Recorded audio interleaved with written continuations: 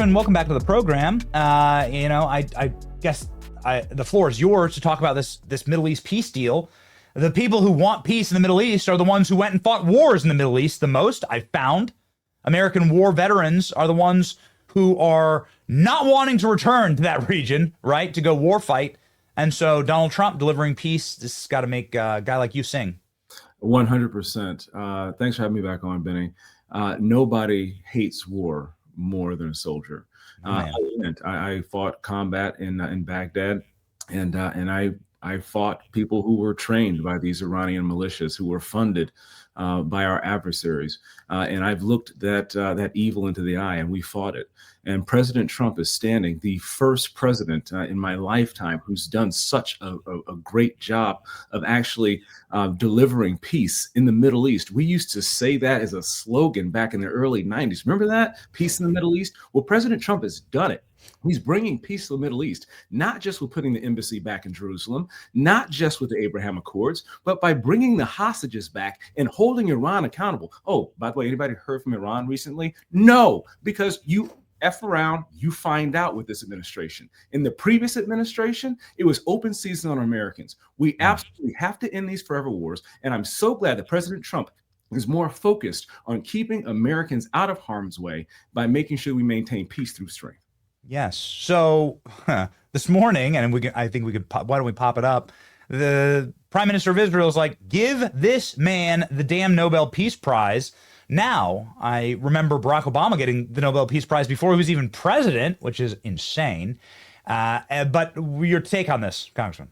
I don't know why people continue to doubt the best deal maker in our lifetimes. I don't know why people continue to doubt that President Trump truly wants to put Americans first, put America first. He said what he was going to do. He did it. And I think he should absolutely be rewarded for it. President Trump absolutely deserves the Nobel Peace Prize, not just for this, but for the things that he's already doing across the world in many other endeavors. And let's not forget that peace abroad also means peace at home. Making sure that our people take America seriously, both our adversaries and our allies, is absolutely incredible. President Trump has gotten our allies to spend up to what they should be of their GDP. A lot of folks are spending close to the floor, but they need to get that back up. But getting our NATO allies to pay their fair share of their own defense so that we're not leaning on the talent and treasure of the American citizen is something else that President Trump doesn't get enough credit for. So making sure that our allies can stand on their own and keeping our soldiers out of harm's way and then fighting wars as a last resort is what our president is doing. So yes, he absolutely deserves the Nobel Peace Prize, and I'm going to support it however I can. Congressman, nearly a decade in the United States Army, flying very dangerous missions, nearly 1,000 hours of combat missions. You just don't find that anymore. I mean, this is really a truly remarkable military career that you've had. Now, obviously, you're serving in the House of Representatives for the great state of Michigan. You've got to have some real pride in watching what's happening with the administration and the way that they're changing culture in the Pentagon. I just wanted to pivot maybe to Pete Hegseth's speeches to the generals last week. I assume you have quite a take on that. Were you cheering from the rafters? Your thoughts on this? I still have a number of classmates, a number of friends who are still in, and they've been complaining about the command climate for quite some time. Being in that middle level, that major, that lieutenant colonel, that colonel, that's under the suffocating blanket of the myriad generals that we have who are focused more on DEI than defeating our nation's enemies. Secretary of War Hegseth is focused on the right things. He's focusing on lethality. He's focusing on supporting peace through strength. He's focusing on making sure that we have the strongest, most well-supported fighting force in the world's history. And I'm here for it. I'm here for it. And he's listening from the bottom up. He recognizes that no one has monopoly on the right answer. He's listening to privates, he's listening to generals, and everyone in between.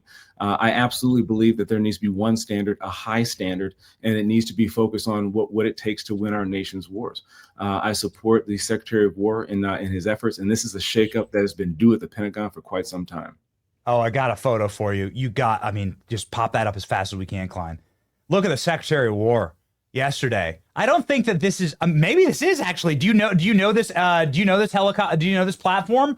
Was this your platform? Help me out.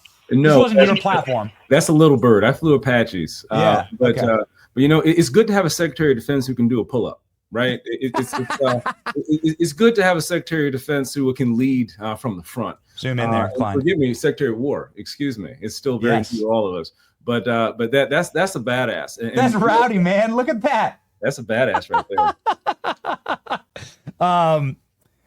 I mean, I don't know if I'm it's inspiring.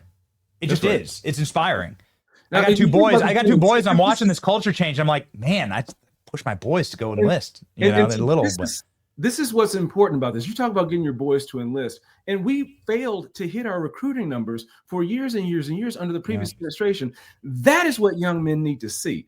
Yeah. That is what young men need to see to know that they can do hard things, that they have leaders who will have their back, who will be in the fray with them and won't turn their backs on them when it gets hard. That so many young men have never been looked at and said, you are built for excellence and I believe in you. That's the type of leader that our young men deserve as our young men are in crisis all over this country. Secretary Hegseth is leading by example with an administration that's focused on the right things. And this is long overdue. I'm so glad to see it.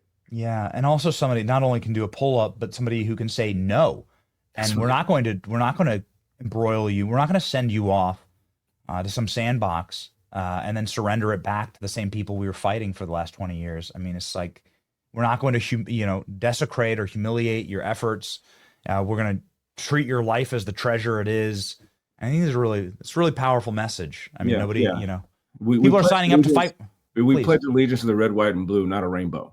And really focusing on the things that are important, the things that unite us, about the flag that we carry on our shoulder in the battles, about the red, white, and blue. It's not about the black, brown, and yellow. It's about the colors that bind us all together, and that's red, white, and blue. And this is what the military is all about. It's about green. It's about doing the right thing and win our nation's wars. And I'm just so excited when I see things like that. And Congressman, if we could sort of move domestically here back to America as we talk about the fabric of this nation, the red, white, and blue, and something really stunning that went on in Virginia this week when a attorney general candidate openly talking about how he wants to murder Republicans and their children. And these are real text messages. They really happened. He really did say this. His name's Jay Jones. But Democrats have not repudiated him at all. Nobody in Congress has called for him to drop out. Nobody on the Democrat side. Barack Obama hasn't sent a tweet. No one's pushing for this. It's got no coverage. You can't share a nation with people that want you dead. I don't know how many times you got to watch a Charlie Kirk or Donald Trump get shot in the head by a leftist for us to recognize what time it is. So what time is it, Congressman? Well, it's time for the American people to realize which party is for life, liberty, and the pursuit of happiness, and which party is the party of the unhumans that are built to burn it all down. The neo-Marxists, the communist Antifa wing of the Democrat Party is loud and proud, and it has the entire Democrat Party held hostage. And you see it because when they say the silent part out loud and then everybody else's response on the left is exactly silence, they've told us everything that we need to know about the fanaticism that has taken hold in that party. I bear no ill will to any American. I put my life on the line to defend our Constitution and every American life, whether or not you agree with my politics or I agree with yours. But there's absolutely no place in public discourse for calling for the death of your political opponent or their children. And continuing to fight for the right to free speech does not protect terror activity. Like was shared on that text message. He should be ashamed, and he should bow out of the race if Democrats have any leg to stand on when they say turn down the temperature when tragedies happen. Yes, that's right. What a crazy thing to see millions of Virginians presumably vote for a man who wants to kill Republicans. You've lost your soul if you're a party like that. And he wants to be a law enforcement officer, right, talking about killing half of his state, right? Like, so that defies logic and morality. And frankly, I think the people of the state of Virginia, the Commonwealth of Virginia, will make the right decision. Yeah, well, very good. We're going to be heading to New Jersey tomorrow. Obviously, you're from Michigan. These are states that people said Donald Trump could never win. People said that Republicans like yourself could never win. That Michigan is just a blue state and will be a blue state forever. But now we're watching this amazing moment in the country. We're watching people actually realize the neo-Marxist left, and they don't like it, and that experiments failed. And what they tried to push on this nation over the last couple of years, it failed. It's in total and wholesale collapse. How do Republicans in like a state like yours, right? That's kind of 50-50. How do Republicans continue to win? How do we take a state like Michigan and say, hey, this isn't going to be a blue state. This is going to be a red state. Well, I mean, President Trump won here 3 times. I mean, even judges have said that Jocelyn Benson had her thumb on the scale in past elections. And she's currently under investigation by DOJ. But of course, she's running for governor. I don't know how you can trust someone to run a state when they can't even run a website. But I digress. The fact of the matter is Michigan is a red state. Michigan has 7 of its 13 congressional members are GOP. We have our state house and our state legislature, and we're near 50% in our state Senate. We're going to be fighting to take that back. Again, President Trump won here 3 times, and we're going to have the opportunity to win here, to put conservative values to the test. Every place where conservative values have been put to the test, they work. People are leaving blue states and going to red states because they have lower taxes, because they respect your rights, and because they're not going to try to transition your child without you knowing about it. These are just the basics.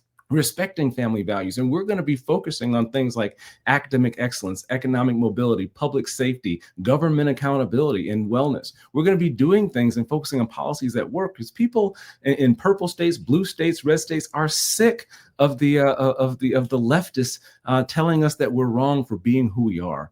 Michigan is a state that was hit particularly hard because of the COVID shutdowns, because our current governor, who's focused more on running for president than doing her job, was shut down in seniors and nursing homes, and masked our children, and forced vaccinations, and closed down churches.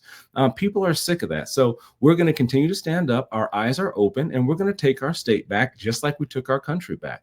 Having a combat veteran who's led in the toughest situations is going to be very important to make sure that we lead through the next few years. Having somebody who's grown a business is going to be very important if you seek to be the CEO of a state.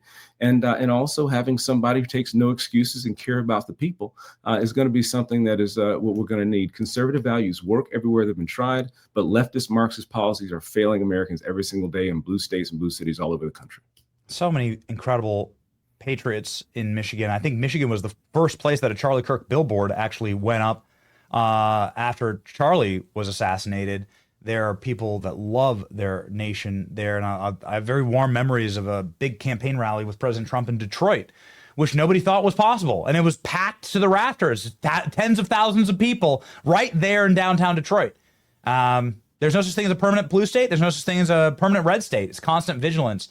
And it's time to keep fighting. So thank you very much, John James. It's always great to have you on the program. Everybody follow John James. Such a great story and such clarity. And we need to save the heartland. I get sick watching these J.B. Pritzker press conferences and stuff. It's like, man, like I grew up in the Midwest. I grew up in Iowa, man. Like, they need proper representation. Some of the best people in the country live in the Midwest. And they're not woke. You know what I mean? They're just not woke. So everybody follow John James. Godspeed. Thanks a lot, Benny. Take care. All right.